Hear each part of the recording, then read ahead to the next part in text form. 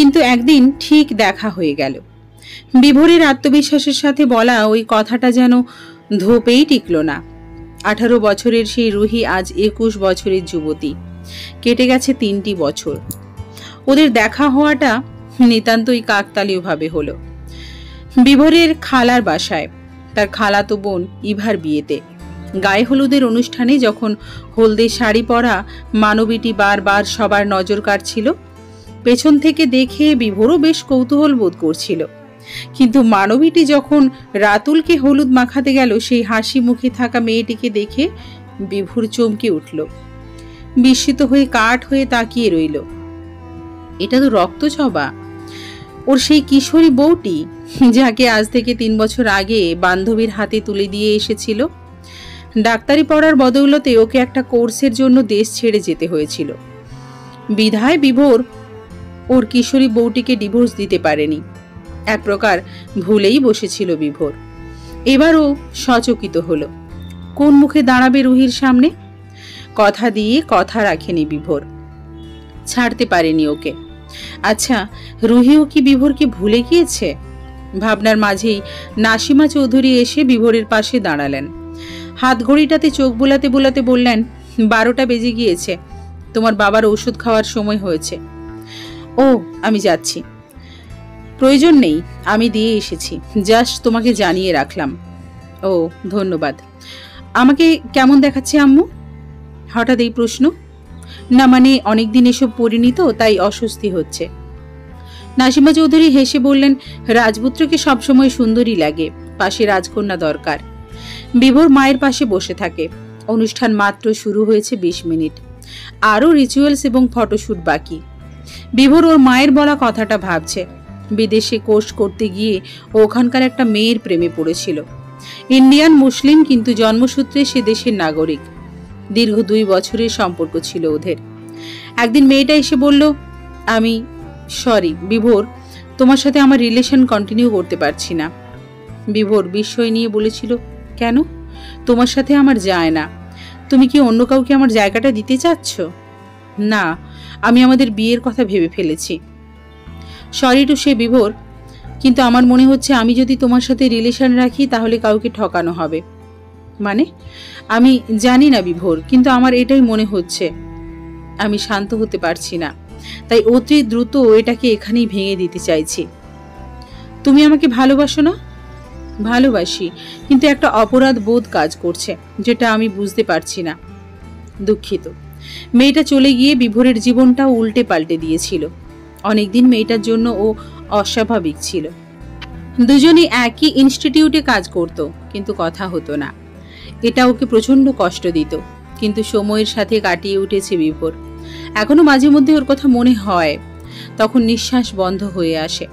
ওই মেয়েটাও ছিল দারুণ সুন্দরী, নাম ছিল জান্না। কিন্তু আজ মনে হচ্ছে জান্নাহের বলা কথাটার মানে বিভোর বুঝতে পারছে। পিছু টান, যেই টান কাটানোর শক্তি সৃষ্টিকর্তা ছাড়া আর কারোর নেই। ওর একটা বউ আছে, এটা মনে হতেই শরীরে বিদ্যুৎ বয়ে গেল। কাঁটা দিয়ে উঠল শরীর। সেই ছোট্ট রুহি আজ পরিপূর্ণ যুবতী। বাতাসে কেমন বউ বউ গন্ধ পাচ্ছে বিভোর। কিন্তু রক্তজবাকে তো সে ভালোবাসে না, এমন কিছু মাথায়ও আসেনি। তাহলে? নাসিমা বেগম ছেলের পাশ থেকে উঠে গেলেন। সম্প্রতি দেশে ফেরা বিভোরকে নিয়ে সবার কৌতূহলের শেষ নেই। আত্মীয়রা এরই মধ্যে নিজেদের মেয়েদের এক প্রকার সাজিয়ে গুছিয়ে প্রস্তাব পাঠাতে শুরু করে দিয়েছে। এমন রাজপুত্রকেও হাতছাড়া করতে চায় না। বিভোর এসব কথা ভেবে মুচকি মুচকি হাসে। তার এখন প্রাক্তন আছে, ফ্রিতে বউও আছে। একটা গার্লফ্রেন্ড জোগাড় করার খুব ইচ্ছে থাকা সত্ত্বেও ওই দুটি মানবীর জন্য বোধহয় তৃতীয় কোনো নারী ওর জীবনে পদার্পণ করবে না। আবার করতেও পারে। ভালোবাসা ছাড়া কি কাউকে আটকে রাখা যায়? যায় না। গরমে ঘেমে শেষ রুহি। গায়ে হলুদের অনুষ্ঠানে যে এত লোক হয় তা নিজের চোখে না দেখলে বিশ্বাসই করতো না।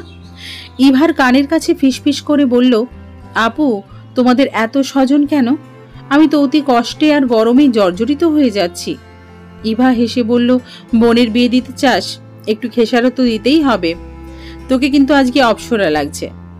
ধুর, তোমার হাতে কথা বলাই বৃথা। আম্মু কই?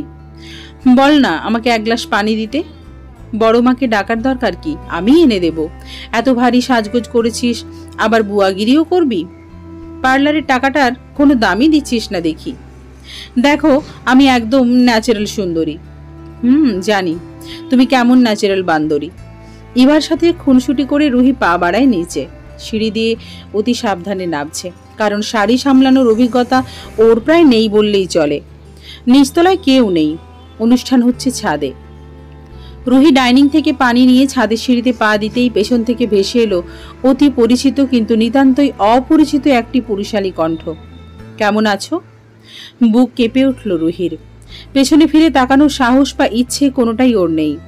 হ্যালুসিয়েশনে ওর মাথাটা খারাপ করে দিচ্ছে। আজকাল একটু বেশিই হচ্ছে। কাগজের স্বামীটা প্রায়ই ওর মস্তিষ্ক দখল করে নিয়ে নিজের আয়ত্তে নিয়ে নিয়েছে। তখন রুহি ঠিকঠাক কিছু ভাবতে পারে না। অভিমান জমা হতে হতে পাহাড়ের আকার ধারণ করেছে। প্রতিবার পেছন ফিরে কাউকেই দেখতে পায় না রুহি, তাই আজও এড়িয়ে যেতে চাইল। পা বাড়ালো সামনে। Stop it. মেয়ে কি বলছি শুনতে পাচ্ছ না? রুহি এবার সত্যিই ফিরে তাকায়। তাকিয়েই বড় সড়ো ধাক্কা খায়। গলা দিয়ে বেরিয়ে আসে কাঁপা কাঁপা কিছু শব্দ। আপনি? চমকে গেলে? কিন্তু এটা কি সত্যি আপনি ডাক্তারবাবু? বিভোর হেসে বলল, ডাক্তারবাবু? Like seriously? আমি। আপনি এখানে কেন? তুমি এখানে কেন? আগে আমার প্রশ্নের উত্তর দিন। ওকে, এটা আমার খালার বাড়ি, মানে ইভা আপুর কাজিন। কিন্তু ওর সাথে তোমার পরিচয় হলো কি করে? তোমরা কি কোনোভাবে রিলেটিভ? না না, আমি এখন এখানেই থাকি। বিভোর অবাক হয়ে বলল, কি রিজনে? আছে কিছু কারণ, এখন বলা বারণ। বিভোর হেসে বলল, ওকে, কেমন আছেন? ভালো। তোমাকে দেখে আরো ভালো হয়ে গিয়েছি। রুহির মনে একদলা সুখ পাখি ডানা ঝাপটে উড়ে যায়। এবার বুঝি সত্যিই ডাক্তারবাবু ওকে দেখে খুশি হয়েছে। আচ্ছা, আমি যাই। কোথায়? ইভা আপুকে পানি দিতে হবে। শোনো, তোমাকে একটা কথা বলতে চাই। পরে শুনবো, জাস্ট 10 সেকেন্ড। ওকে, বলুন। আসলে তোমাকে আমি ডিভোর্স দিতে পারিনি, কারণ ওই সময় কিছু সম্ভব ছিল না। আমি চাচ্ছি এবার যেহেতু দেশে ফিরেছি, তাই বিষয়টা শেষ করে দিতে। ঈশ্বরের রক্তজবা, আমি ইচ্ছে করে এমন করিনি, কিন্তু এবার সত্যিই মুক্ত করে দেব তোমাকে। কাগজের সম্পর্কে আর বেঁধে রাখতে চাই না তোমায়। রুহির হাত থেকে পানির গ্লাসটা ফ্লোরে পড়ে ভেঙে যায়। গ্লাসের পানিটা ছলকে পড়ে শাড়িতে। বিভোর এগিয়ে এসে সাহায্য করতে চাইলে রুহি কান্না চেপে শক্ত গলায় বলল, আমি একাই পারবো, থ্যাঙ্কস। রুহি এলোমেলো পায়ে ফ্লোর থেকে কাজগুলো তুলে নেয়। অসাবধানতা বশত আঙুলের বেশ খানিকটা কেটে যায়। বিভোর দেখতে পেয়ে ওর হাতটা টেনে নিয়ে বলল, দেখি দেখি কিভাবে কাটলি। রুহি ঝটকা দিয়ে হাত সরিয়ে নেয়। কথা না বলে বাকি কাজগুলো তুলতে থাকে। আবারও খোঁচা লাগে আঙুলে। এবার রক্ত টপ টপ করে ফ্লোরে পড়তে থাকে, কিন্তু রুহি থামছে না। বিভোর চটে গেল। Are you mad? এমন করছো কেন? আমাকে দেখতে দাও। আমি ঠিক আছি। আরে পাগল? হ্যাঁ, আমি পাগল। ওকে। মেয়েটার ব্যবহারে অবাকের চরম পর্যায়ে চলে যায় বিভোর। এতক্ষণ তো ভালোভাবেই কথা বলছিল, এখন আবার কি হলো? আমাকে দেখাও কোথায় কেটেছে, না হলে ব্যথা করবে। রুহি ঠান্ডা গলায় প্রতিক্রিয়া ব্যক্ত করলো, কোথায় কেটেছে আমি দেখাতে পারবো না, আর ব্যথা এমনিতেও কমবে না। ডাক্তাররা সব রোগ সারাতে পারে না, আপনিও পারবেন না। বলেই রান্নাঘরে চলে যায় রুহি। কাজগুলো ঝুড়িতে ফেলে অ্যান্টিসেপটিক দিয়ে ক্ষতটা পরিষ্কার করে গ্লাসে পানি ঢেলে ছাদের দিকে রওনা হয়। বিভোর সিঁড়ি ঘরে বোকার মতো দাঁড়িয়ে থাকে। মেয়েটার ব্যবহার অদ্ভুত ঠেকে ওর কাছে, কিন্তু রক্তজবা এখানে কেন কিছুই বুঝতে পারছে না ও। রুহি ছাদে পানি নিয়ে ইভাকে দিল, তারপর বলল, আপু আমার খুব ক্লান্ত লাগছে, হইচই ভালো লাগছে না, আমি ঘরে যাই। সে কি, কেন? ভালো লাগছে না, ঘুম প্রয়োজন। তুই না থাকলে আমার ভালো লাগবে না। কাল থেকে তো বরের সাথেই থাকবে, তখন তো আর আমাকে পাবে না, তাই আমাকে ছাড়া থাকতে শিখে যাও। ইভাও হেসে ফেলল, বলল, ঠিক আছে, নিচতলায় কেউ নেই, দরজা লাগিয়ে দিস। ওকে। এতক্ষণ ধরে রুহিকে ফলো করছিল ইশতিয়াক। টকটকে লাল চোখগুলোতে কেমন অস্বস্তিকর চাহনি। ইভার বন্ধু সে, নিমন্ত্রণ পেয়ে এসেছে, কিন্তু এর পেছনের একটা বড় কারণ রুহি। ওকে ইশতিয়াক পছন্দ করে, এ কথা সে বলেওছে রুহিকে, কিন্তু রুহি ওকে রিফিউজ করেছে। বাড়াবাড়ি করায় একদিন থাপ্পড়ও দিয়েছিল। এটার প্রতিশোধ নেওয়ার সুযোগ অনেকদিন ধরেই খুঁজছিল ইশতিয়াক। মনে হচ্ছে সেই সুযোগটা আজ পাওয়া গিয়েছে। রুহিকে আজ খুবই সুন্দর দেখাচ্ছে। একটা নিষিদ্ধ চাওয়া ইশতিয়াকের মনে ঢোল পেটাচ্ছে। ইভার কাছ থেকে বিদায় নিয়ে নিচে নামতেই রুহি টের পেল কেউ একজন পেছন থেকে ওর আঁচল ধরে আছে। পেছনে ফেরার সুযোগও পেল না। এর মধ্যে ইশতিয়াকের হাত চলে গেল রুহির উন্মুক্ত পেটে। অবাধ্য বিচরণ করতে লাগলো। রুহি পেছনে ফিরে অভদ্রকে দেখার চেষ্টা করতেই ওর মুখ চেপে ধরল ইশতিয়াক। কানে কানে ফিসফিস করে বলল, তোমাকে আমার চাই। ইশতিয়াকের নেশাক্ত কণ্ঠ শুনে গলা শুকিয়ে এলো রুহির। চিৎকার করার সুযোগ পাচ্ছে না, আর চিৎকার করেও লাভ নেই। সারা বাড়িতে গান বাজছে, এমন যে সর্বশক্তি দিয়ে চিৎকার করলেও কারো কান অব্দি পৌঁছবে না। ইবাদের বাড়ির গেস্ট রুমের পাশে ছোট্ট একটা রুম, সেখানে কেউ থাকেও না। বদ্ধ ঘরটাতে কেমন গুমুট গন্ধ। ইশতিয়াক রুহিকে টেনে এই ঘরে নিয়ে এসে দরজা বন্ধ করে দিল। রুহি কাকুতি মিনতি করার চেষ্টা করে বলল, ইশতিয়াক ভাই, আমাকে যেতে দিন।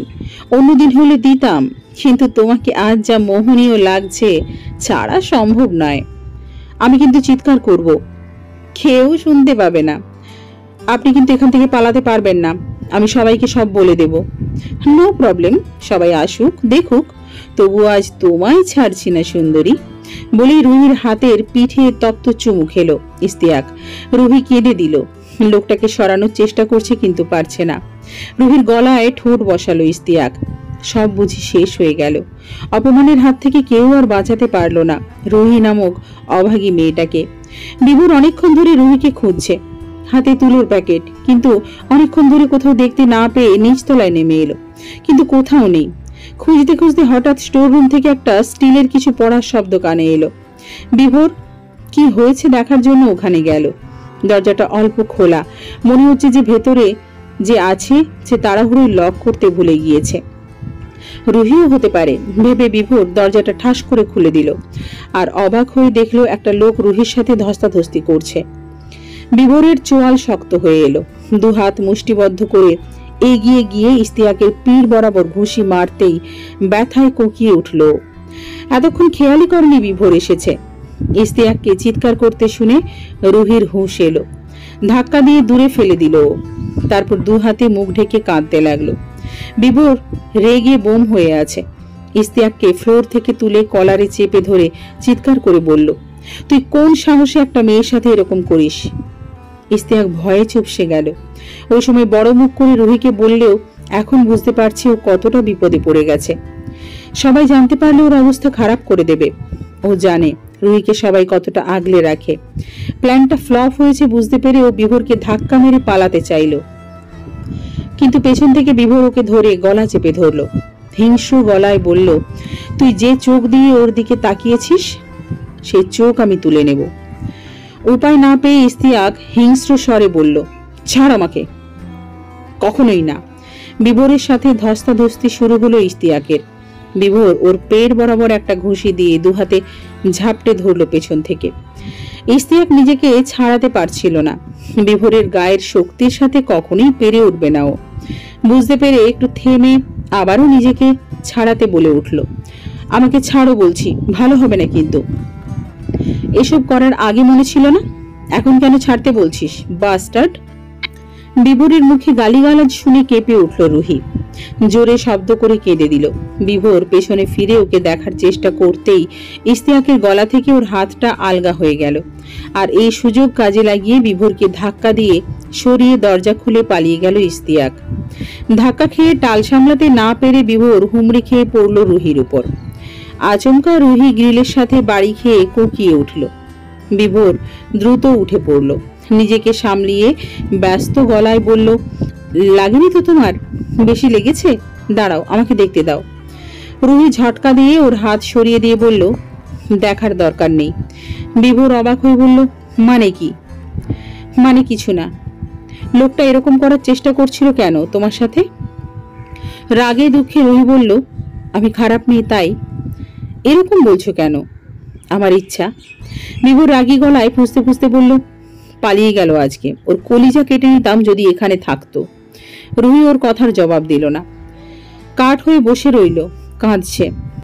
কত বড় সর্বনাশ করতে আসছিল ইশতিয়াক। বিভোর সময় মতো না এলে কাউকে মুখ দেখানোর উপায় থাকতো না, কিন্তু এসবের জন্য তো বিভোরও এক প্রকার দায়ী। বিয়ে করা বউয়ের প্রতি যার ন্যূনতম রেসপন্সিবিলিটি নেই, রুহি ওর হাত ঘষতে লাগলো।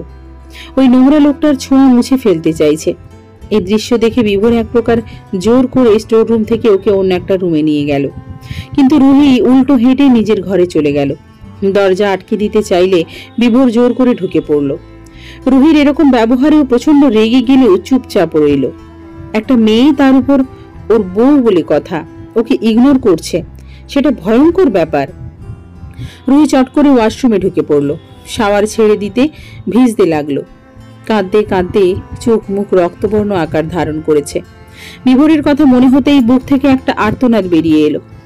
দীর্ঘক্ষণ ওয়াশরুমে থাকার পর বাইরে থেকে চেঁচিয়ে চেঁচিয়ে ডাকতে লাগলো বিভোর, এক্সকিউজ মি রক্তজবা, কি করছো এতক্ষণ ওয়াশরুমে? Answer me. রুহি উত্তর না দেওয়ায় বিভোর চিন্তিত মুখে আবার ডাকলো। রুহি এবারও জবাব দিল না। বিভোর ভাবছে, মেয়েটা না আবার এই অপমান না নিতে পেরে খারাপ কিছু একটা করে বসে। এই চিন্তা মাথায় আসতেই ও ডেসপারেট হয়ে গেল। জোরে জোরে ধাক্কাতে লাগলো দরজা। একেবারে ঘেমে নেই একাকার। কি বিদঘুটে পরিস্থিতি। এই, তুমি এতক্ষণ কি করছো? বেরো বলছি। সারা শব্দ না পেয়ে আবার বলল, আমি কিন্তু এবার দরজা ভাঙতে বাধ্য হব। শুনতে পাচ্ছ? Hello hello miss. ওয়াশরুমের ভেতর থেকে রুহি বিরক্ত হয়ে গেল। লোকটা এত আদি খেতে দেখাচ্ছে কেন? আজব, বউ হিসেবে তো মানেই না, এখন দেখো যেন দরদ ভালোবাসা উতলে পড়ছে। চুলে টাওয়ালটা ভালো করে পেঁচিয়ে দরজা খুলল রুহি। বিভোর অবাক হয়ে তাকিয়ে রইল। এতক্ষণ ধরে ডাকছে, জবাব নেই, এদিকে ওর অবস্থা খারাপ হয়ে যাচ্ছিল। রুহি ওর পাশ কাটিয়ে বেরিয়ে এলো। বিভোর ছুতো খুঁজতে লাগলো কিভাবে ওর সাথে কথা বলবে। রুহি ফিরেও তাকালো না, কিন্তু ঘরের ভেতর একটা পুরুষ মানুষ ওর সাথে কথা বলতে চাইছে, এটা ওর জন্য অস্বস্তিকর। বিছানায়ও যেতে পারছে না, কোনো কাজও নেই। উপায়ন্তর না পেয়ে রুহি চুপচাপ নিজের ঘর গোছাতে লাগলো। সবকিছু পরিপাটি থাকা সত্ত্বেও আবার এসব করছে, মূলত বিভোরের জন্য। লোকটা জানে না রুহি ওর উপর কতটা রেগে আছে, কতখানি অভিমান করে আছে। যদি জানতো তাহলে বিভোর নামক ব্যক্তিটি কখনো ওর সামনে দাঁড়িয়ে চোখে চোখ রাখার সাহস পেত না। রাত প্রায় 2টোর কাছাকাছি। সব গোছানো কাজ আবার শেষ করে রুহি কাউচে বসে রইল। এই এতক্ষণ যাবৎ বিভোর ওর ঘরে বসে ওকে গভীরভাবে পর্যবেক্ষণ করে যাচ্ছে, যেটা ওর জন্য অস্বস্তিকর বিষয়। শোনো, তোমার নাম যেন কি? বাহ, বিভোর ওর নাম পর্যন্ত ভুলে গিয়েছে। ভালোই তো। রুহি না চাইতেও বলল, রুহানি। ও মনে পড়েছে। রুহি, তোমার সাথে ওই লোকটার কি সম্পর্ক? আই মিন বয়ফ্রেন্ড হয় তোমার? রুহি কিছু বলল না, রাগ হচ্ছে প্রচন্ড। যদি ওটা তোমার বয়ফ্রেন্ড হয়ে থাকে তাহলে ইমিডিয়েট ওকে রিজেক্ট করো, চরিত্র ভালো না। ওটা আমার কেউ হয় না। সেটাই ভালো। এরপর দীর্ঘক্ষণ নীরবতা। ঘড়ির টিকটিক শব্দ ছাড়া ঘরে আর কোনো শব্দ নেই। রুহির নিঃশ্বাস ক্রমশই ভারী হয়ে উঠছিল। কিভাবে জানাবে যে এই লোকটাকে সে মনে প্রাণে স্বামী হিসেবে মানে? এত বছর এই লোকটার জন্য শুধু অপেক্ষা করে এসেছে, ভালোবেসে ফেলেছে লোকটাকে। কিভাবে বলবে? কিভাবে বললে বিভোর বুঝবে? এতদিন কোনো খোঁজ খবর না নিয়ে হঠাৎ আজ এসে বলছে ওকে নাকি ডিভোর্স দেবে। রুহি তো এমনটা কখনো চায়নি, তাহলে কেন দেবে? ওর উল্টাপাল্টা জীবনটাকে সহজ না করে কেন এত কঠিন করে তুলছে বিভোর? ভীষণ রাগে কেঁপে উঠল রুহি। চোখ দিয়ে পানি পড়তে লাগলো। মাথা নিচু করে বসে আছে। ইচ্ছে করছে বিভোরের বুকে ঝাঁপিয়ে পড়ে বলতে, আমার শুধু আপনাকে চাই, আমাকে ছাড়া কোথাও যাবেন না আপনি।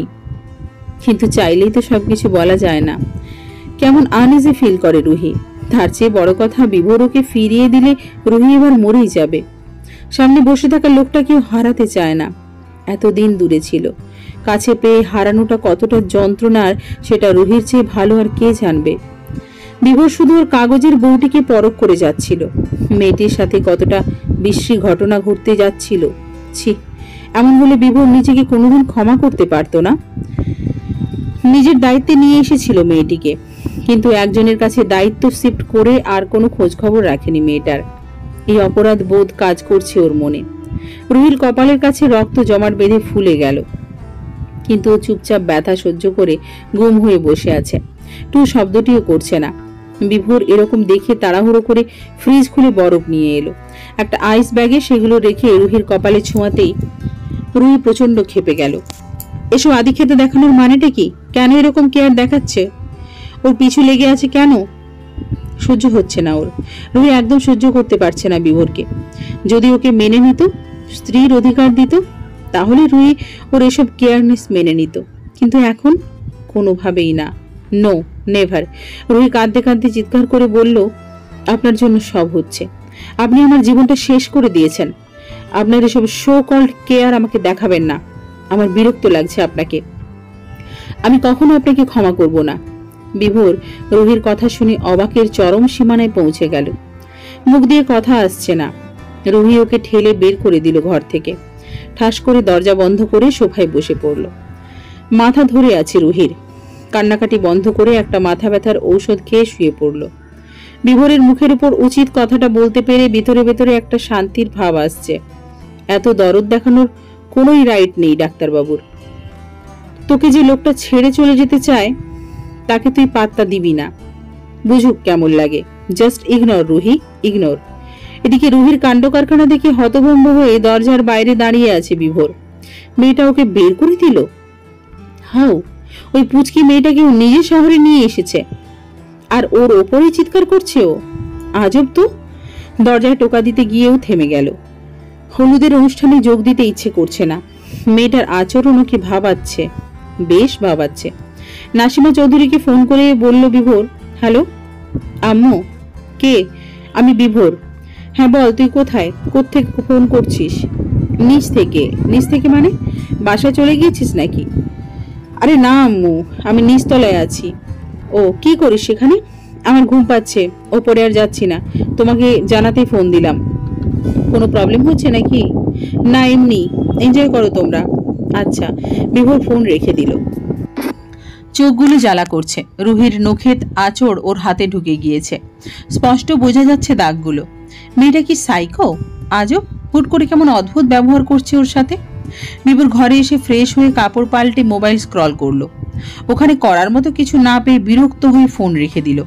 সারা ঘরময় পায়চারি করতে লাগলো। হঠাৎ করে রুহির কথা মনে হতেই ভাবলো, বিভোর কিভাবে ওর জীবন শেষ করে দিল। ও তো রুহিকে সাহায্য করতে চাইছিল, তাহলে ওকে কেন দোষী ভাবছে মেয়েটা? ভাবাভাবি বাদ দিয়ে বিছানায় গিয়ে শুয়ে পড়ল। আজ একটার পর একটা কাহিনী ঘটেছে, সবগুলোই ওর সাথে রিলেটেড। রুহির সাথে দেখা, ওকে সাহায্য করা, আবার ওর কাছ থেকে ইগনোরও হজম করতে হয়েছে, যা বিভোর মানতে পারছে না। ইচ্ছে করছে মেয়েটার কানের নিচে ঠাস করে চড় বসিয়ে দিতে। সকালবেলা রুহির ঘুম ভাঙলে বেশ দেরিতে।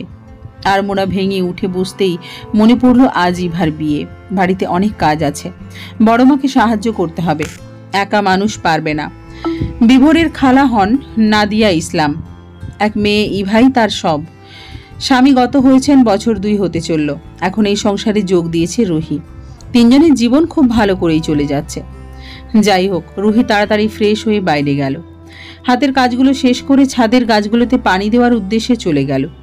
গিয়েই ওর চোখ ছানা বড়া। ডাক্তারবাবু খালি গায়ে জিম করছে। লজ্জা শরম খুইয়ে এসেছেন নাকি পথের ধারে? রুহির দিকে নজর পড়তেই বিভোর এগিয়ে এলো ওর দিকে কথা বলার উদ্দেশ্যে। হাসি মুখে বলল, গুড মর্নিং রক্তজবা। রুহি উত্তর না দিয়ে গাছে পানি দিতে লাগলো। বিভোর মনে মনে বেজায় রেগেছে। 2 দিনের পুঁচ কি ভাব দেখাচ্ছে ওকে। এই শোনো, আমার সঙ্গে একদম ইগো দেখাবে না। শুকনো কাপড়গুলো নিয়ে নেমে এলো রুহি। বেশ শান্তি লাগছে ওকে ইগনোর করে। নিচে নামতেই নাদিরা এসে বলল, রুহিমা দেখো তো মিষ্টিগুলো কোথায়? তোর হাতে দিয়েছিলাম তো। হ্যাঁ, আমি ডিপ ফ্রিজে রেখেছিলাম, নিয়ে আসছি। তাড়াতাড়ি যা। নাসিমা চৌধুরী পাশ থেকে বলে, মেয়েটা খুব ভালো, কি সুন্দর সব কাজ করছে। ওর মতো মেয়ে হয় না। বিভোরের কানে এই কথা ঢুকলো। সিঁড়ি দিয়ে নামতে নামতে জিজ্ঞেস করলো, কার কথা বলছো? রুহি। বিভোর চোখে মুখে গম্ভীর ভাব রেখে বলল, এই মেয়েকে কোথায় পেলে তোমরা? রিলেটিভ হয় নাকি? নাদিরা ইসলাম বলল, না রে বাবা, ওর কাহিনী অন্যদিন শুনিস। আপাতত ওকে গিয়ে হেল্প কর। কিসের হেল্প? মিষ্টিগুলো ফ্রিজ থেকে আনতে গিয়েছে। একা ওইটুকু মেয়ে এতগুলো বক্স আনতে পারবে না, তুই গিয়ে হেল্প কর। বিভোর বিড়বিড় করে বলল, আমি যেন ওকে হেল্প করতেই দুনিয়ায় এসেছি। তারপর পা বাড়ালো। রুহি ফ্রিজ থেকে এক এক করে সবগুলো বক্স সাজিয়ে রাখলো। একসাথে সব নিতে পারবে না, আলাদা নিতে সময় লাগবে। কাউকে ডেকে নিয়ে আসলে হতো। এমন সময় বিভোর আসলো, বলল, আমাকে দাও, নিয়ে যাচ্ছি। রুহি শক্ত গলায় বলল, লাগবে না। আরে দাও। রুহির কারো সাহায্য নিতে চাচ্ছে না। ও তাই নাকি? তোমার সব সাহায্য তো আমিই করে দিলাম। খালামণিও পাঠালো তোমাকে সাহায্য করতে। তোমাকে সাহায্য করার জন্যই বুঝি আমার জন্ম হয়েছিল। আপনার বকবক বন্ধ করুন, আর ইচ্ছে হলে নিয়ে যান এসব। দয়া করে যান। বিভোরের হাতে মিষ্টির বক্সগুলো ধরিয়ে দিয়ে নিজেও নিয়ে এলো রুহি। ডাইনিংয়ে রেখে হাত ধুয়ে প্লেট সাজিয়ে মেহমানদের দিল। ইভা ডাকছে রুহিকে, পার্লারে যেতে হবে তাই, কিন্তু ও যেতে নারাজ। নাদিরা ইসলাম এক প্রকার জোর করে রুহিকে ইভার সাথে পাঠালো। বিভোর ওদেরকে পার্লারে ড্রপ করে দিয়ে এলো। দুজনের চোখাচোখি হলো, কিন্তু চোখের ভাষা কেউ পড়তে পারল না। কি বিদঘুটে পরিস্থিতি। রুহি তার ডাক্তারবাবুকে বর হিসেবে চায়, কিন্তু লোকটা বউ হিসেবে ওকে চায় না। ভালোবাসাকে না পাওয়ার মতো ভয়ঙ্কর শাস্তি জগতে আর কি আছে? পার্লারের সাজগোজ বরাবরই ভারী এবং বিরক্তিকর। এক গাদা মেকআপ লাগিয়ে রং চং মেখে সাজতে রুহির ভালো লাগে না। গ্রামে থাকার সময় তো ভাবতো পার্লার বুঝি মেয়েদের জন্য খুবই আনন্দদায়ক একটা জায়গা, স্বস্তির জায়গা। কিন্তু এর মতো অস্বস্তিকর আর কিছু আছে কিনা কে জানে। ইভাকে পুরাই অন্যরকম লাগছে। ব্রাইডাল মেকআপ, লাল শাড়ি, গহনা সব মিলিয়ে নিরুপমা টাইপ সুন্দরী। বইয়ের সাজ যেমনই হয় তেমনই, কিন্তু রুহি নিজেকে দেখে চিনতেই পারল না। সবুজ রঙের জামদানি শাড়িটাতে ওকে এত সুন্দর দেখাচ্ছে যে ইভা অট্টহাসি দিয়ে বলল, মায়ের চেয়ে মাসির দরদ বেশি, বউর থেকে তার বোনকে বেশি সুন্দর লাগছে। যা, তুমি এসব কি বলো আপু? ঠিকই বলছি, তোর একটা জামাই থাকলে রে আজ হার্ট অ্যাটাক করে মারা যেত। আপু তুমি চুপ করো তো। লজ্জা পাস কেন? আমার বিয়ে আমি লজ্জা পাই না, আর উনি দেখি মরে যাচ্ছে। আরে বাবু, এত ঢং করার কোনোই দরকার নেই। তোমার বিয়ে, তাই তোমার উচিত চুপ করে থাকা আর লজ্জাবতী হয়ে বসে থাকা। তুমি কেন এত কথা বলছো? দেখা যাচ্ছে বিয়ে অন্য কারোর আর বউ সাজছো তুমি। ইভা রুহির কথা শুনে হাসলো। বাড়ি ফেরার জন্য সবাই ফোন করছে। বরযাত্রী আসতে বেশিক্ষণ বাকি নেই। ইভা ডায়াল করলো বিভোরের নাম্বারে। ওরই নিতে আসার কথা। ফোন রিসিভ করে বিভোর জানালো ও বাইরে ওয়েট করছে। রুহি মনে মনে ভাবলো, এত ফাস্ট, বাহ। এদিকে গাড়িতে ওঠার পরপরই রক্তজবার দিকে নজর গেল ডাক্তারবাবুর। মাথা পুরোই হ্যাং হয়ে গেল, কিন্তু মেয়েটা ওর দিকে তাকাচ্ছেই না। কি ইগনোর! বিভোরের মনে হচ্ছে জান্নাহার চেয়ে এই রুহি বেশি সুন্দর। সাজলে কোনো মেয়েকে এত সুন্দর দেখায় জানা নেই বিভোরের। হালকা সাজে খোলা চুলে সবুজ শাড়িতে অপসরা দেখালেও কি যেন নেই নেই নেই লাগছে।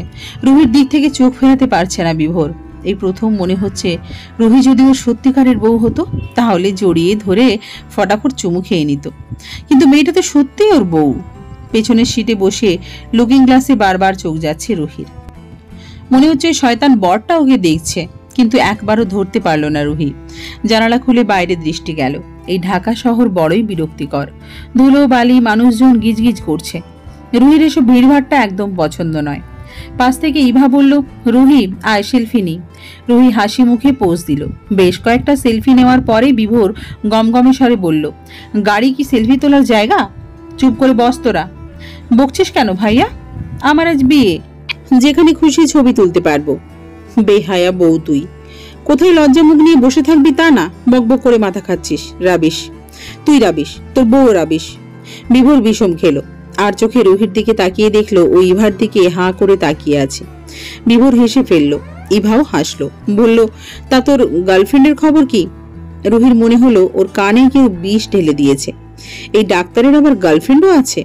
থাকবেই তো, এত সুন্দর এস্টাবলিশড একটা ছেলের গার্লফ্রেন্ড থাকবে, এটা তো স্বাভাবিক। এবং সে রুহির চেয়ে সুন্দরী তো হবেই। ওর চোখে পানি এসে পড়ল। বিভোর হেসে বলল, কার কথা বলছিস? মনে নেই? ভুলে গেলি? মনে আসছে না তো। তোর না একটা বিদেশি গার্লফ্রেন্ড ছিল? ছিল তো, কি যেন নাম? জান না। বিয়ে কবে করবি তোরা? আর ও কি ডাক্তার?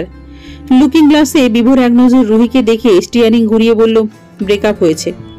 ব্রেকআপ কথাটা শুনেও রুহির ভাবনার পরিবর্তন হলো না। নিজের বিয়ে করা বউকে ভুলে অন্য একটা মেয়ের সাথে রিলেশনে যেতে বিভোরের বিবেক নাড়া দিল না। অবশ্য ও তো বিয়েই মানে না। বিভোর এক মনে গাড়ি ড্রাইভ করছে। ওর মনে হাজারো প্রশ্ন। সবকিছু মাথা থেকে ঝেড়ে ফেলে গাড়ি থামালো ইভাদের বাড়ির গেটে। ইভাকে নিয়ে রুহি নামলো গাড়ি থেকে। অন্যান্য মহিলারা এসে ইভাকে নিয়ে গেল। পার্সটা গাড়ির ভেতর ফেলে আসায় রুহি ওটা নিতে গেল।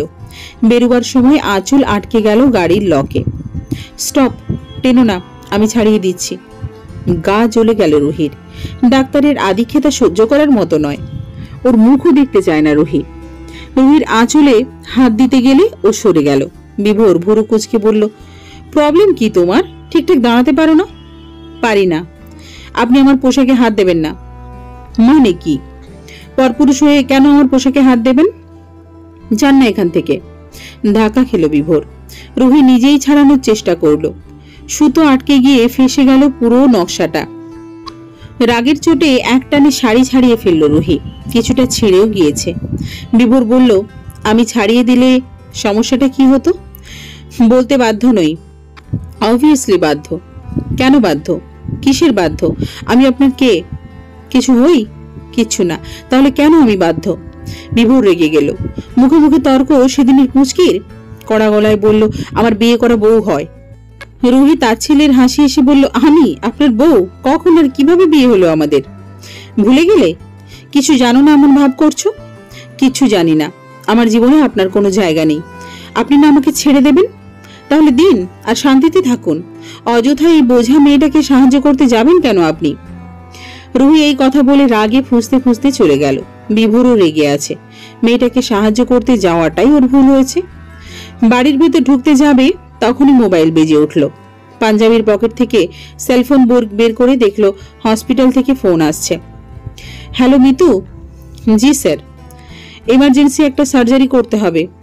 বিভোর বিরক্ত হয়ে বলল, আজ আমি ছুটি নিয়েছি। আপনি ছাড়া আর কেউ নেই স্যার। পেশেন্টের কন্ডিশন কেমন আছে? বুঝতে পারছি না স্যার, আপনি এলে বোধহয় ভালো হয়। আচ্ছা, সব রেডি করো, আমি বেরোচ্ছি। স্যার একটা কথা। বলে ফেলো। পেশেন্টের সামর্থ্য নেই এত খরচ করার। ওরা বলছে যদি কমের মধ্যে কিছু করা যায়। ঠিক আছে, আমি বলে দেব। মোটামুটি একটা অংশ তো দিতেই হবে। জি স্যার, বলে দিচ্ছি ওদের। শোনো, আমার চার্জটা কেটে দাও। ওটা দিতে হবে না, আমি আসছি। Okay sir. ফোন রেখে বিভোর গাড়ির গায়ে ঠেস দিয়ে দাঁড়িয়ে রইল। দেশে আসার পরের দিনই কাজে যোগদান করতে হয়েছে ওর। এই 1 মাসে কোথাও যাওয়া হয়নি। যাও বিয়েতে খেতে এসেছে, এখানেও ফুরসত নেই। অন্য সব ডাক্তাররা কি করে বিভোর ভেবে পায় না। যদি লোকের কাছ থেকে টাকাই খাবি তাহলে ডাক্তার হয়েছিস কেন? কাউকে কিছু না জানিয়ে দারোয়ানকে বলে হসপিটালে চলে গেল বিভোর। এদিকে ইভার বর এসে পড়েছে। সবাই হাসি খুশিতে মগ্ন। রুহি মেহমানদের আপ্যায়ন করছে। বিয়ে হবে বিকেল 5টায়, আরো ঘন্টাখানিক বাকি। ইভার বর রাতুল। ছেলেটা দেখতে শুনতে ভালোই। ইভার সঙ্গে সেলফি নিচ্ছে। দুজনের চেহারায় সুখী সুখী ভাব। রুহি সেদিকে তাকিয়ে ভাবলো ওর বিয়ের দিনও ও জানতেই পারেনি যে আজ ওর বিয়ে। অচেনা একটা ছেলের সাথে কিছু লোক রুহির বিয়ে দিয়ে দেয়। বিয়ে জিনিসটা তখন ভালো করে বুঝতোই না রুহি। একদিনের পরিচয়ে বিভোরকে ওর খুব ভালো লেগে গেল। আর বিভোর, সে রুহিকে ফেলে সেই যে গেল। আজ 3 বছর পর তাদের দেখা। না হলো বিয়ের ছবি, না হলো সংসার, না পেল বিভোরকে। একটা দীর্ঘশ্বাস বেরিয়ে আসলো শুধু। নাদিরা ইসলাম, নাসিমা চৌধুরী সবার সঙ্গে কথা বলছে। রাতুলদের বাড়ি থেকে যারা এসেছে তারা খুবই ভালো মানুষ। অনেকক্ষণ যাবৎ রুহি লক্ষ্য করছে রাতুলের বন্ধু ওর দিকে কেমন করে তাকিয়ে আছে। ওর অস্বস্তি হতে লাগলো। রুহির সাথে চোখাচোখি হতেই ছেলেটা হাসলো। বিরক্তি হয়ে রুহি অন্যদিকে চলে গেল। এদিকটায় বেশি মানুষ নেই। সারা বাড়ি ফুল দিয়ে সাজানো হয়েছে। নেটের পর্দার উপর অর্কিড দিয়ে দারুণ কম্বিনেশন। লাইটিং করা হয়েছে বাড়ির সদর দরজা থেকে শুরু করে পেছনের বাগান পর্যন্ত। সবকিছু ইভা নিজে পছন্দ করেছে। রুহি শাড়ি আগলিয়ে ছাদে উঠে এলো। ঘরে দমবন্ধকর পরিস্থিতি। এখানে নির্মল বাতাস, মৃদু ঠান্ডা হাওয়া। দোলনায় বসে রুহির চোখ গেল দড়ির ওপর। এটা কি বিভোর কাপড় চোপড় এভাবে রেখে দিয়েছে? পাগল নাকি লোকটা? ভেজা আগাদা কাপড় না নিংড়ে কি পচাতে চায়? আজব, কোনো খেয়াল নেই এই ডাক্তারের। কিন্তু গেল কোথায় বিভোর? অনেকক্ষণ যাবৎ দেখতে পাচ্ছে না তো। আবার ভাবলো যেখানেই যাক, রুহির কি, আই ডোন্ট কেয়ার। অনিচ্ছাবশত বিভোরের কাপড়গুলো নেড়ে দিল রুহি। Excuse me. রুহি তাকিয়ে দেখলো ওই রাতুলের বন্ধুটা। জি বলুন, আসলে পরিচিত হতে এলাম আপনার সাথে। রুহি মনে মনে একগাদা গালি দিয়ে হাসি মুখে বলল, ও আপনার নামটা কি জানতে পারি? রুহি, আমি নীরব। আপনি ইভার কে হন? বোন। আমি রাতুলের বন্ধু। চিনবেন নিশ্চয়ই। হ্যাঁ, চিনেছি। বিরক্ত হচ্ছেন নাকি? ভদ্রতার খাতিরে রুহি বলল, না না, আসলে অনেক গরম লাগছে তো, তাই এমন মনে হচ্ছে। নীরব একটা ব্যস্ত ভঙ্গি করে বলল, এদিকে আসুন, বাতাস আছে। না চাইতেই রুহি সেদিকে গেল। বাগানে একটা কদম গাছ আছে, সেটা বেড়ে ওঠে ছাদের একপাশে ছড়িয়ে গিয়েছে, তাই এদিকটায় সবসময় বাতাস থাকে। সেখানে টেবিল চেয়ারের ব্যবস্থা আছে।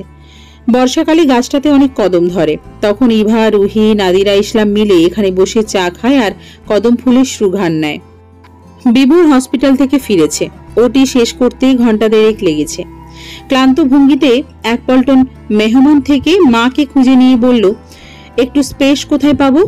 ওটি করে এসেছি, ভাল লাগছে না। নাসিমা চৌধুরী অবাক হয়ে বলল, কখন গেলি? ছুটি নিসনি? বোনটার বিয়ে, তাও তুই ওকে টাইম দিসনি? এমন কেন তুই বিভোর? রিল্যাক্স আম্মু, সব প্রশ্নের উত্তর একসাথে দিতে পারবো না। গেলাম 1.5 ঘন্টা আগে। বোনকে গাড়িতে টাইম দিয়েছি পার্লার থেকে আসার সময়। আর আমি এমনই, বাউন্ডুলে। খুব শীঘ্রই তোকে বিয়ে দিয়ে বাউন্ডুলে গিরি ছোটাবো। ডাক্তার হয়েছে বলে কি মাথা কিনে নিয়েছো সবার? বিভোরের বাবা বাবর চৌধুরী। উনি ছেলের ডাক্তারি পেশায় ভীষণ বিরক্ত। ছেলের এইরকম উদাসীনতা ওনার একদম পছন্দ নয়। ইতিমধ্যে প্রায় 17টি মেয়ে দেখে এসেছেন, কোনোটি পুত্রের জন্য পছন্দ হয়নি। তাই আরো রাগ ছেলের উপর। বিভোরকে বিয়ে দেওয়ার ভূত চেপেছে ওনার মাথায়। এদিকে ছেলে এখনই বিয়ে করতে চাচ্ছে না। বাপ ছেলেতে এক প্রকার যুদ্ধ। যাই হোক, বিভোর বাবার মুখ ঝামটা খেয়ে মাকে বলল, আমাকে পানি দাও তো, এই বুড়ো আমাকে শান্তি দেবে না। চাপকিয়ে তোমার পিঠে ছাল তুলবো, ভেড়ার খাদ্য বানাবো। গাধাও তোমার চেয়ে ভালো। এত বড় দামড়া হয়েছে, এখনো বিয়ে করছো না? বলি, আমরা নাতি নাতনির মুখ দেখবো কখন? বিভোর বাবার কথা শুনে মুখ কালো করে ফেলল। ঘর ভরা মেহমান, কেউ যদি শুনে নেয় তাহলে ওর মান সম্মান নিয়ে টানাটানি পড়বে। নাসিমা ছেলের জন্য পানি আর সাথে কিছু মিষ্টি নিয়ে আসলেন। হেলথের জন্য ভালো নয় বলে বিভোর মিষ্টি পছন্দ করে না, কিন্তু মায়ের জোরাজুরিতে খেতে বাধ্য হলো। ইভা আর রাতুলের সঙ্গে দেখা করে বেশ কিছুক্ষণ কথাবার্তা বলল বিভোর। বিয়ের বাকি আধা ঘন্টা। কাজী এখনো পৌঁছায়নি। মানুষের হট্টগোলে বেহাল অবস্থা বিভোরের। মাথা দপদপ করছে। বোধহয় খালি জায়গা খুঁজতে লাগলো। ঘুমোতে পারলে বেশ হতো। কোথাও কোনো রুম খালি না পেয়ে ছাদের উদ্দেশ্যে পা বাড়ালো। ছাদে মানুষজন নেই। দক্ষিণ দিকের কদম গাছটা উত্তাল হাওয়া দিচ্ছে বিধায় বিভোর সেদিকে পা বাড়ালো। দেখলো রুহি এবং একটা ছেলে হেসে হেসে কথা বলছে। দুজনের কি এত কথা যে এভাবে হাসছে? বিভোর বুঝতে পারলো না। আর এই ছেলেটা কে? ছেলেটির চোখ মুখ দেখে যে কেউ বলে দিতে পারবে ও রুহির হাসিতে মুগ্ধ। বিভোর নোটিশ করলো এটা, আর তখনই কেমন রাগ লাগলো। আর মেয়েটাও কেমন হাসছে দেখো। মাথা ধরে গেল বিভোরের। অন্য কোনো ছেলে কেন এই মেয়েটার প্রতি এত মুগ্ধতা প্রকাশ করে? কই, বিভোর তো পারে না। ভালোবাসা নেই বলেই কি? আচ্ছা, ভালোবাসা কিভাবে তৈরি হয়? তাহলে বিভোর একটা চান্স নিয়ে দেখতো। হঠাৎ করে মাথায় এই ভাবনা আসায় বিভোর হতবিহ্বল হয়ে গেল। এটা কি হচ্ছে ওর সাথে? মনে হচ্ছে রুহির হাসি দেখার অধিকার একমাত্র ওর থাকা উচিত, আর কারোর নয়। 3 বছর আগের ছোট্ট বউয়ের প্রতি হঠাৎ ভীষণ দুর্বলতা অনুভব করলো বিভোর।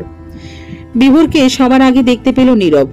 চেয়ার ছেড়ে উঠে এসে হাত বাড়িয়ে হাসি মুখে জিজ্ঞেস করলো, আপনি বিভোর, রাইট? খুশি হওয়ার ভান করে বলল, জি, কিন্তু আপনি?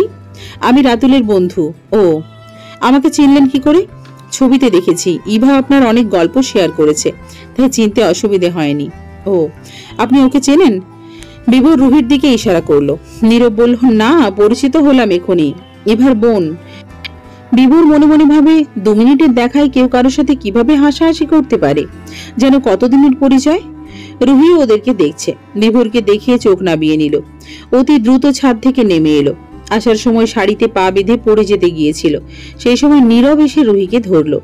সাহায্যের বদৌলতে ধন্যবাদ জানিয়ে রুহি চলে গেল। নীরবও। বিভোরের ছাদে একা আর ভাল লাগছে না, তাই নিচে নেমে এলো। কাজী এলো 5:30টায়। দেখতে দেখতে ইভারও বিয়ে শেষ হয়ে গেল। মেয়েটা খুব খুশি। বিদায়ের সময় কেঁদে দিল একদম।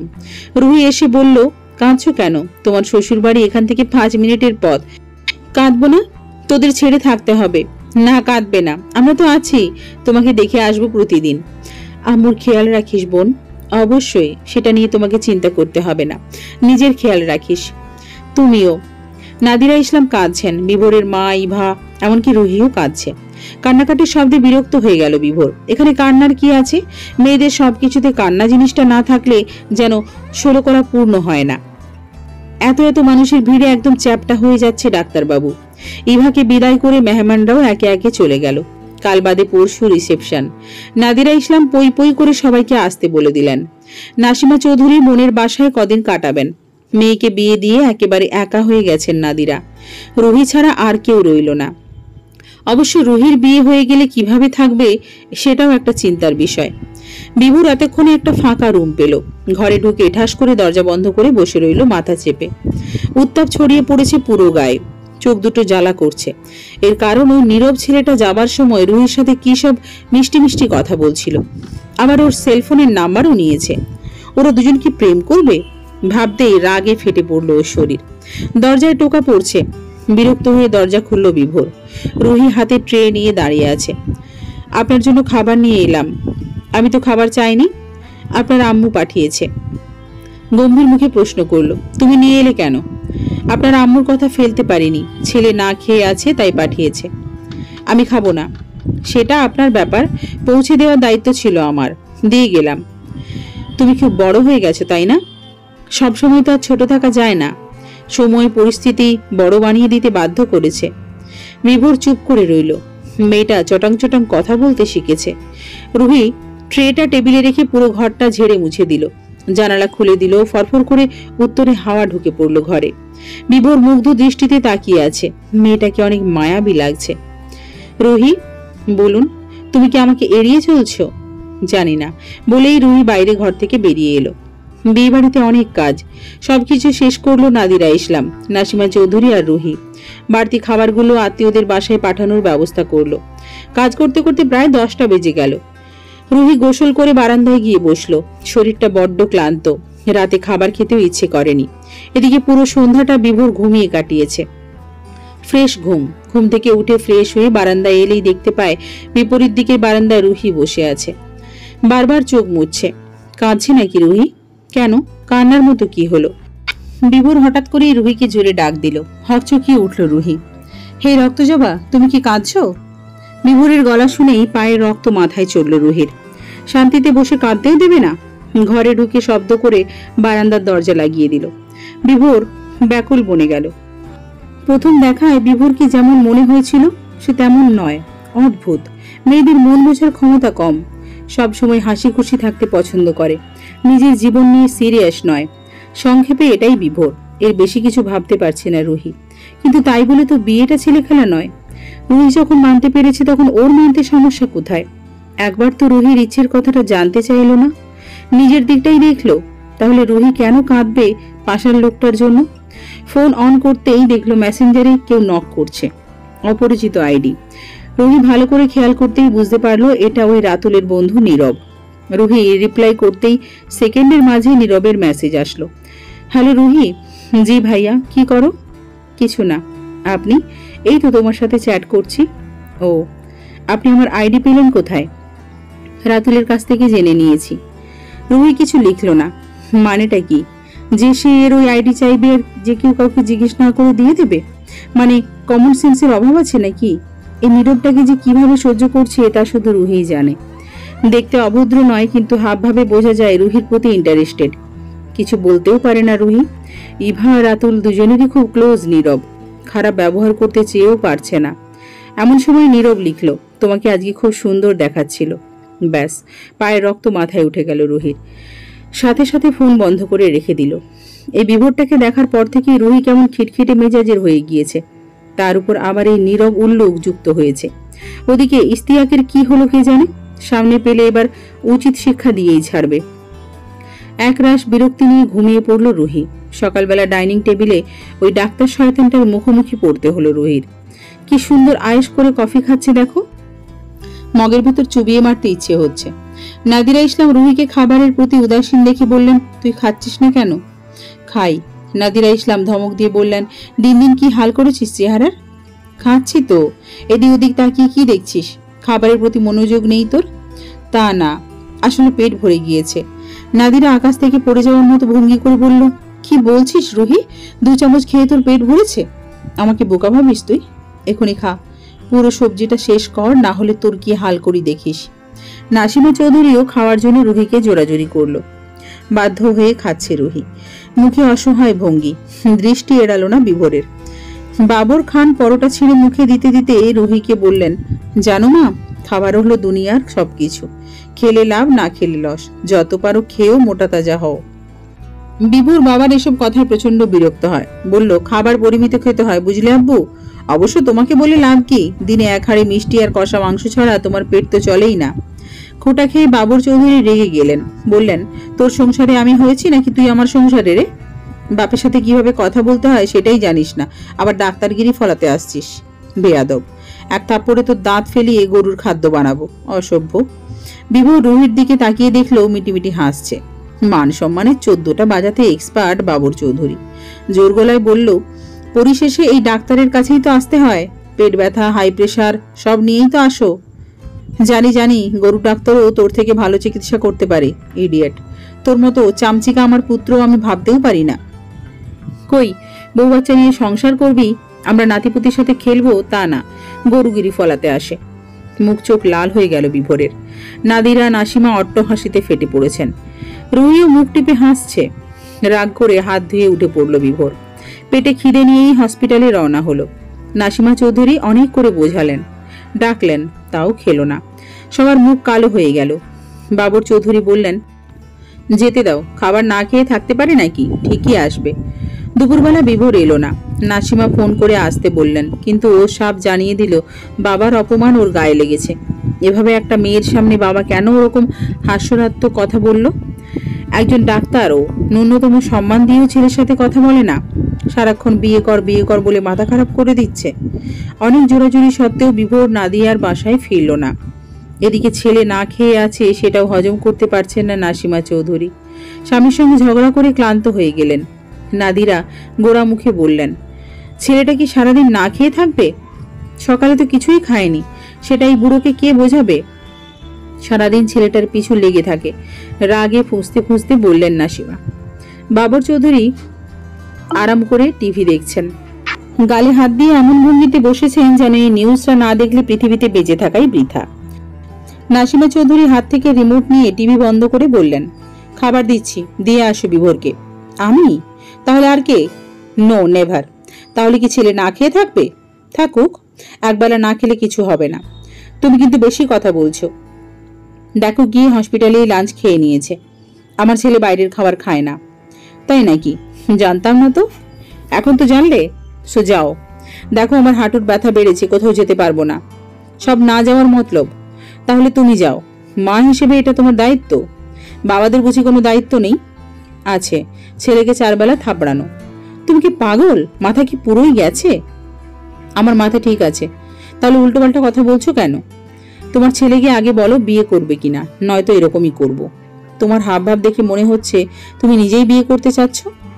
হুঙ্কার দিয়ে বললেন নাসিমা। বাবর চৌধুরী ব্যাকুল বনে গেল। তৃতীয় বিশ্বযুদ্ধ শুরু করার আগেই চুপচাপ ঘরের দিকে পা বাড়ালো। নাদিরা অসহায় মুখে বোনের দিকে তাকিয়ে আছে। নাসিমা রাগে গজগজ করতে করতে খাবার প্যাক করছেন, নিজেই নিয়ে যাবেন। রৌদ্রোজ্জ্বল দুপুর, কাঠফাটা রোদে চারপাশ থমকে আছে, কোথাও কোনো শব্দ নেই। দুপুরের খাবারের সময় অনেক আগেই পেরিয়ে গিয়েছে।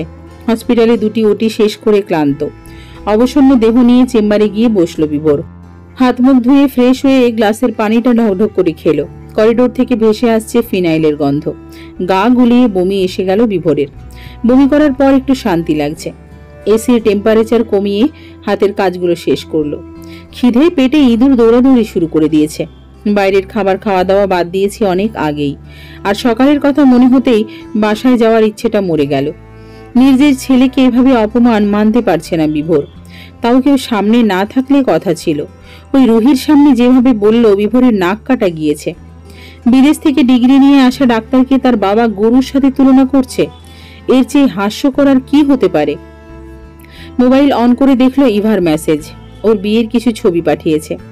বিভোর ছবিগুলো দেখতে লাগলো। একটা ছবিতে খুঁজে পেল রুহিকে। মেয়েটা বেশ মায়াবী, ভালো, কিন্তু কি যে হয়েছে ওর বুঝতে পারছে না বিভোর। মনে হচ্ছে কোনো কারণে ওর উপর রেগে আছে, কিন্তু ওর সাথে এমন কিছুই তো ঘটেনি। ফোনটা টেবিলের উপর রেখে দিয়ে ভাবনায় ডুব দিল বিভোর। কিছু হিসেব মিলছে না। এ প্রথম কোনো মেয়ের মন বোঝার চেষ্টা করছে। জান্নাহের বেলায় এটি করেনি বিভোর। কি জানে কেন করেনি। সেদিন যখন রুহির সাথে কথা বলল তখন বেশ খুশি হয়েই বিভোরের সাথে কথা বলছিল রুহি। ওর চোখে বিভোর মুগ্ধতা দেখতে পেয়েছে। অনেকদিন পরে প্রিয়জনের সাথে দেখা হলে মানুষের এক্সপ্রেশন যেমন হয় তেমনই এক্সপ্রেশন ছিল রুহির। কিন্তু বিভোর যখন বলল যে ডিভোর্স করে দেবে তাতেই মেয়েটার রূপ পাল্টে গেল। কেন? প্রেম ভালোবাসায় নাকি অভিমান, অধিকার বোধ থাকে? তাহলে কি রুহির ওর কাছে অভিমান করেছে? রুহি কি চায় না ওদের ডিভোর্স হোক? আবার রুহি যখন অন্য কারোর সঙ্গে কথা বলে, হাসে, তখন ওর প্রতি রাগ হয় বিভোরের। অদৃশ্য এক অধিকার বোধ পেয়ে বসে ওকে। মনে হয় এই মেয়ের সাথে কথা বলা ওর হাসি দেখার অধিকার একমাত্র বিভোরের। তাছাড়া বিভোর কখনো রুহির মতামত জানতে চায়নি, যেটা সবচেয়ে গুরুত্বপূর্ণ। ভালোবাসা সেটা কি জিনিস বিভোর কখনোই জানেনি। জান্নাহের সঙ্গে ওর আদৌ ভালোবাসা হয়েছিল কিনা জানে না বিভোর। জান্নাহ ছিল পরীর মতো সুন্দরী, অনেকেই তাকে পেতে চাইতো, কিন্তু ভিন্ন এক কারণে বিভোরকে পছন্দ করে নেয় জান্নাহ। বিভোর সায় জানায়। লুতুপুতু প্রেম ছিল না ওদের, বাস্তব কেমন হতে পারে সেটা ভেবে তারপর আগাচ্ছিল। জান্নাহ আর বিভোর বিয়েও করতে চেয়েছিল, কিন্তু পরবর্তীতে সেটা বাস্তবিক হয়নি। অবশ্য বিভোর কষ্ট পেয়েছিল। এতদিনের পরিচয় ছিল দুজনের, অনেক মজার সময় কাটিয়েছে। প্রেমিকার সাথে একটা ভালো বন্ধুও ছিল, একটা বন্ধু হারালো বিভোর। কষ্টটা বোধহয় এই জন্যই হয়েছিল। কিন্তু এই কষ্টের চেয়ে অধিক মাত্রায় কষ্ট দেয় ওই রক্ত জবা। যখন ওকে এড়িয়ে যেতে চায় বিভোরের ইচ্ছে হয় কষিয়ে চড় মারতে, নিজের কাছে বসিয়ে রেখে রুহির মুখের দিকে তাকিয়ে থাকতে। রুহির অভিমান আর বিভোরের অধিকার বোধ দুটোই সত্য, তবে কি ওরা দুজনকে ভালোবাসে? হতভম্ব হয়ে গেল বিভোর। এরকম অনুভূতি কখনো হয়নি, জান্নাহের বেলাও না। এর সাথে পরিচয় খুব কম সময়ের। স্ক্রিনে ফুটে আছে রুহির হাসি মাখা মুখ, সবুজ জামদানিতে প্রকৃতি লাগছে। রুহি মেয়েটা খুব শান্ত আর বিভোর কথা বলতে পছন্দ করে। ফিজিক্সের ভাষায় বিপরীতধর্মী চার্জ একে অপরের প্রতি আকর্ষণ অনুভব করে। এই মুহূর্তে বিভোরও রুহির প্রতি আকর্ষণ অনুভব করছে। ক্ষতি কি মেয়েটাকে ডিভোর্স না দিলে? কিছুই না, রুহির সাথে অনায়াসে জীবন কাটিয়ে দিতে পারবে বিভোর। বাবর চৌধুরীও ছেলেকে বিয়ে করাতে চাইছে। এই খবর জানলে বোধহয় আনন্দে লাফিয়ে উঠবে। তার ছেলে বিবাহিত। শীতল কণ্ঠে বিভোর স্বগোক্তি করল, তোমাকে আমার চাই রক্তজবা। নাসিমা চৌধুরী খাবার রেডি করে গুম হয়ে বসে আছেন। ভেবেছিল ছেলের জন্য খাবার নিয়ে যাবে, কিন্তু তার এখন মাথা ব্যথা করছে। প্রচন্ড ব্যথায় চোখ দুটো ঝাপসা হয়ে আসছে। রুহি ওষুধ দিয়েছে, এখন একটু কমলেও কেউ ওনাকে বাইরে বেরোতে দেবে না। এদিকে বাবর চৌধুরী ভাত ঘুম দিয়েছে। রহিমা, জি আন্টি, আমাকে যেতে দাও, সমস্যা হবে না। আন্টি আপনি ঘুমান তো, ছেলেটা না খেয়ে আছে। এই নিয়ে 50-এর বেশিবার এই কথাটা রুহিকে বলেছে নাসিমা। রুহি নাছোড় বান্দা, কিছুতেই যেতে দিবে না। এবার আর না পেরে বলল, আমি দিয়ে আসবো। নাসিমা উৎসাহী স্বরে বলল, যাবে তুমি? দিন, আমি দিয়ে আসছি। দাঁড়াও, ড্রাইভারকে বলে দিই। লাগবে না, আমি রিক্সা করে চলে যাব। না না, এই গরমে রিক্সা করে যাবে না, বাড়ির গাড়ি থাকতে। নাসিমা অনেক জোরাজুরি করে রুহিকে রাজি করালেন। প্যাক করা খাবারগুলো ব্যাগে নিয়ে বিভোরের হসপিটালের উদ্দেশ্যে রওনা দিল রুহি। ও কখনো যায়নি, ড্রাইভার হসপিটালে পৌঁছে দেবে। লোকটার সামনে আবার পড়তে হবে ভেবেই অস্বস্তি এসে ভর করলো মনে। কিছুতেই এড়িয়ে চলা যাচ্ছে না। আধ ঘন্টা পর হসপিটালে পৌঁছালো রুহি। রিসেপশনিস্টের সাথে কথা বলে জেনে নিল বিভোরের রুম 3 তলায়। এসে দক্ষিণের করিডোরে পেরোতেই দরজার পাশে নেম প্লেট দেখতে পেল রুহি। চকচক করছে মোহাম্মদ বিভোর চৌধুরীর নাম। একরাশ অস্বস্তি নিয়ে কেবিনের দরজায় নক করল রুহি। কোনো সাড়া শব্দ নেই। অস্বচ্ছ কাচের দরজার ওপাশটাতে বিভোর আছে কিনা বোঝা যাচ্ছে না। রুহি দরজা ঠেলে ঢুকতেই শীতলতা গ্রাস করলো ওকে। সদ্য গরম আবহাওয়া থেকে আসা রুহি কেঁপে উঠল। এই কি, এসির হাওয়ায় তো পুরো ঘর বরফের মতো ঠান্ডা হয়ে আছে। টেবিলের ওপাশের চেয়ারে ক্লান্ত ভঙ্গিতে চোখ বন্ধ করে বসে আছে ডাক্তারবাবু। শার্টের বোতাম বুকের উপর পর্যন্ত খোলা। কি আয়েশের ঘুম!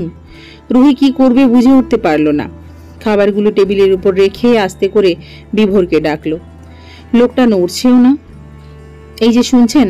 বিভোরের চোখ বন্ধ। ঘুমিয়ে গেল নাকি? ব্যস্ত গলায় আবারও ডাকলো। এই যে ডাক্তারবাবু শুনছেন? আহা উঠুন না। মেয়েলি গলা শুনে হকচকিয়ে উঠল বিভোর। মুখের উপর ঝুঁকে থাকা মেয়েলি অবয়ব দেখে দ্রুত সরে গেল। ধাতস্থ হয়ে তাকাতেই দেখতে পেল রুহি ওর দিকে অবাক হয়ে তাকিয়ে আছে। তুমি? জি আমি। সিরিয়াসলি তুমি আমার সামনে আছো নাকি স্বপ্ন দেখছি? আরে বাবা, আমি আছি, বিভোর বলল। কোনো দরকারে? জি। কি? আপনার মা আপনার জন্য খাবার পাঠিয়েছে। সকালের কথা মনে হতেই চোখ মুখ কঠিন করে বলল, আমি তো খাবার পাঠাতে বলিনি, কিন্তু আপনার মা পাঠিয়েছে তো। নিয়ে যাও, আমি খাবো না। দেখুন আন্টি অনেক কান্নাকাটি করছে, অসুস্থ হয়ে পড়েছে, নিজেই আসতে চাচ্ছিল, আমি বুঝিয়ে শুনিয়ে রেখে এসেছি। উনি খুব করে বলে দিয়েছেন আপনি খেলে তবেই যেন আমি বাড়ি ফিরি, তাই প্লিজ এসব ড্রামা বন্ধ করে খেয়ে নিন। বিভোর চটে গেল। What do you mean? I mean to say আপনি ড্রামাবাজ। রুহির গলায় কোনো অস্বস্তি নেই, খুব সাহস নিয়েই বলছে। বিভোর প্রথমে রাগ করলেও পরে ভাবলো বউয়েরা একটু রাগটা করতেই পারে, আর ইনি তো এখন রেগে ককলেট হয়ে আছেন, যে কোনো সময় শব্দ করে ফেটে পড়বে। তোমার এসব বাজে কথা বন্ধ করো। জি করেছি, এখন খেয়ে আমাকে উদ্ধার করুন। বললাম তো খাবো না। আপনার আম্মুকে আমি প্রমিস করে এসেছি, সেটা একান্তই তোমার ব্যাপার, আমি তো বলিনি প্রমিস করতে, তাই এর দায়ও আমার নয়। Got it. রুহির কপালে ভাঁজ পড়ল। লোকটা ঘাড় তেড়া, এখন কি করবে? বিভোর আর চোখে ওকে দেখছে। দৈবাত একগুচ্ছ হাওয়া ভেসে আসলো জানালার ফাঁক দিয়ে। রুহি বিরক্ত ভঙ্গিতে চুলগুলো কানের পেছনে গুজে দিয়ে বলল, আপনার এসিটা প্লিজ বন্ধ করুন, বাইরে হাওয়া দিচ্ছে। বাধ্য ছেলের মতো বিভোর এসিটা বন্ধ করে জানালা খুলে দিল। রুহি অনুরোধ করে বলল, খেয়ে নিন না প্লিজ, খুব তাড়া আছে দেখছি। জি আছে, আমার তো আপনার মতো চাকরি নেই, ঘোরাঘুরি করব। বিভোর আগ্রহ বোধ করলো, জিজ্ঞেস করলো, একা একাই?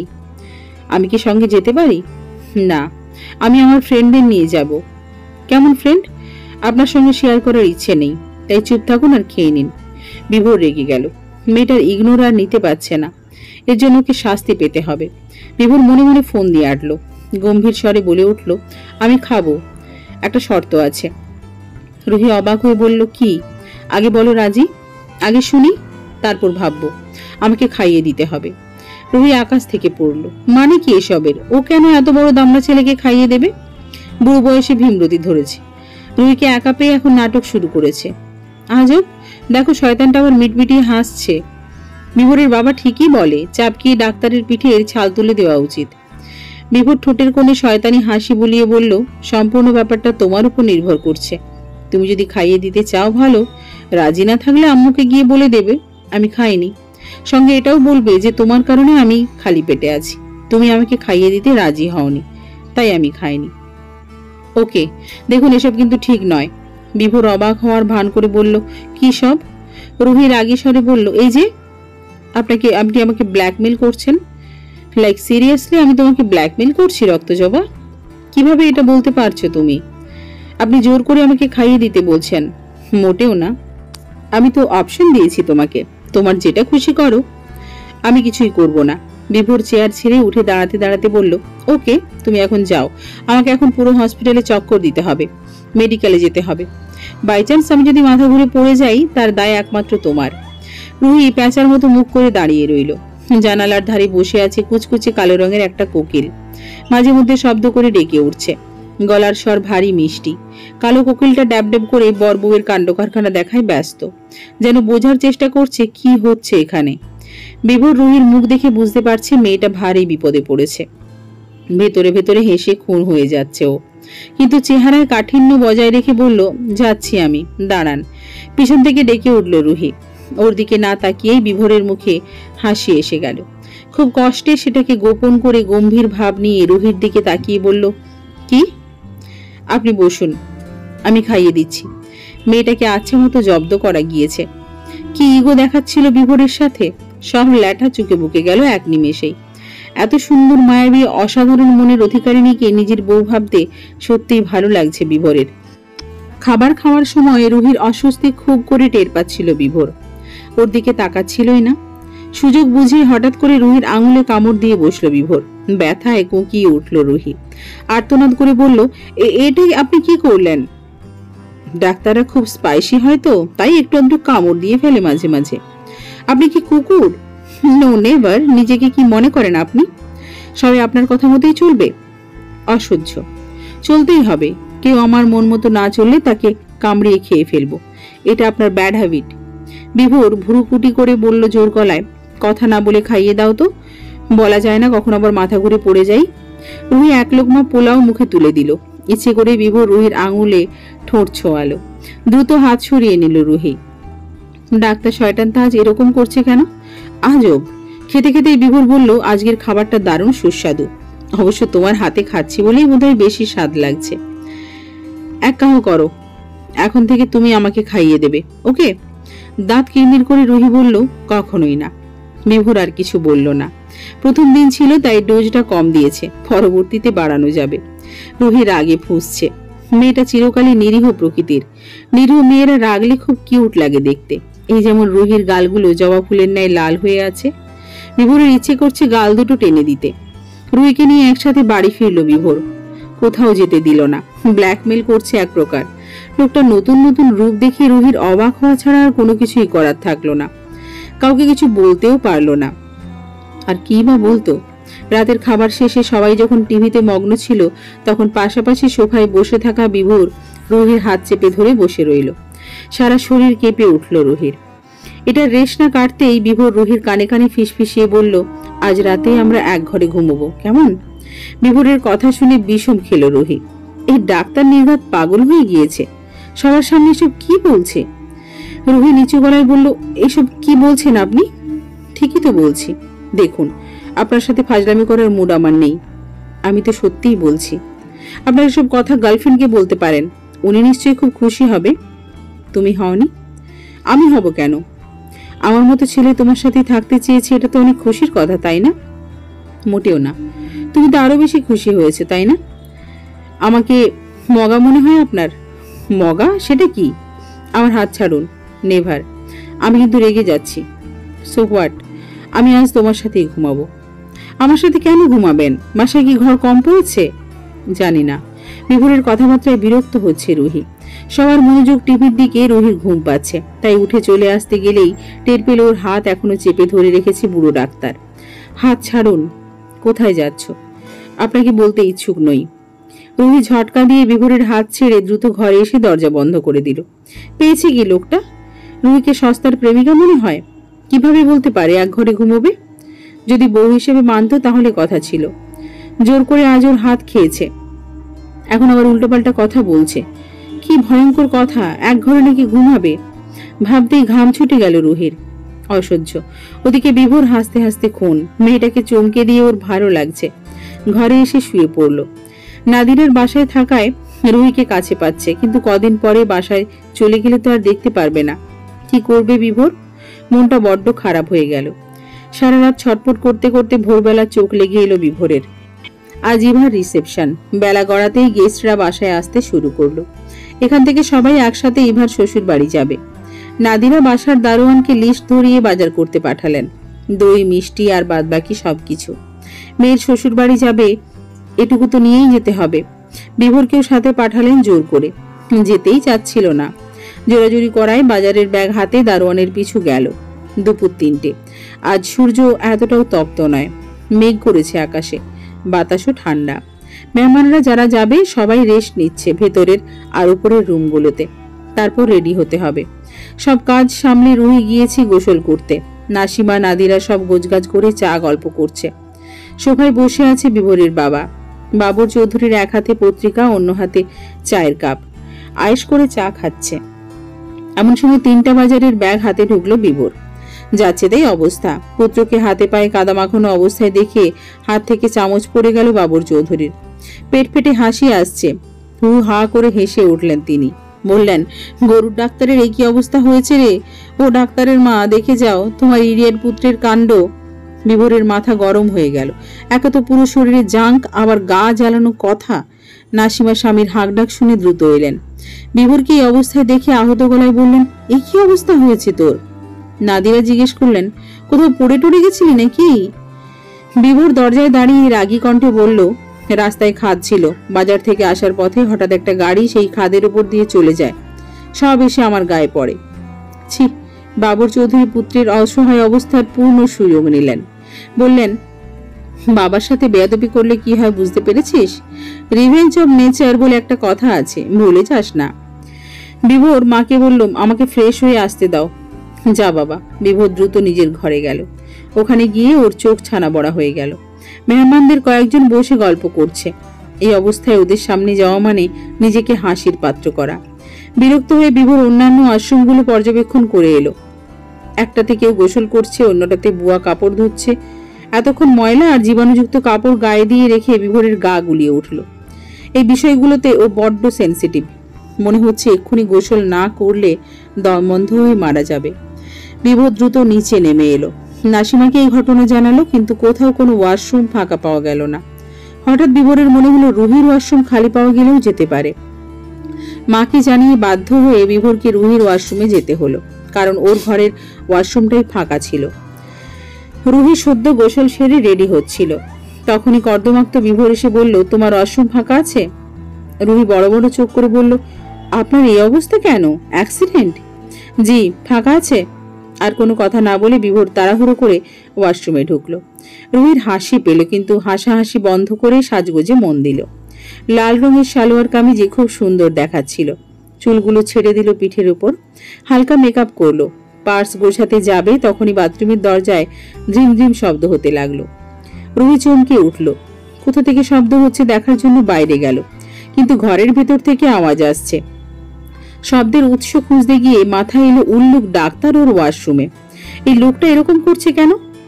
দরজার সামনে দাঁড়িয়ে রুহি জিজ্ঞেস করলো, আপনি এরকম করছেন কেন? ভেতর থেকে বিভোর উত্তর দিল, আমাকে একটা হেল্প করো। রাগত স্বরে রুহি বলল, কিসের হেল্প? এরকম অভদ্রের মতো দরজা ধাক্কাধাক্কি করছেন কেন? বাসায় অনেক মেহমান আছে, তারা কি ভাববে? বিভোর বলল, আই ডোন্ট কেয়ার। ডিসগাস্টিং। কথা না বলে চুপচাপ আমাকে একটা টাওয়াল দাও। রুহি বিরক্ত হয়ে বলল, কেন? আপনি টাওয়াল আনেননি? তাহলে কি চাইতাম তোমার কাছে?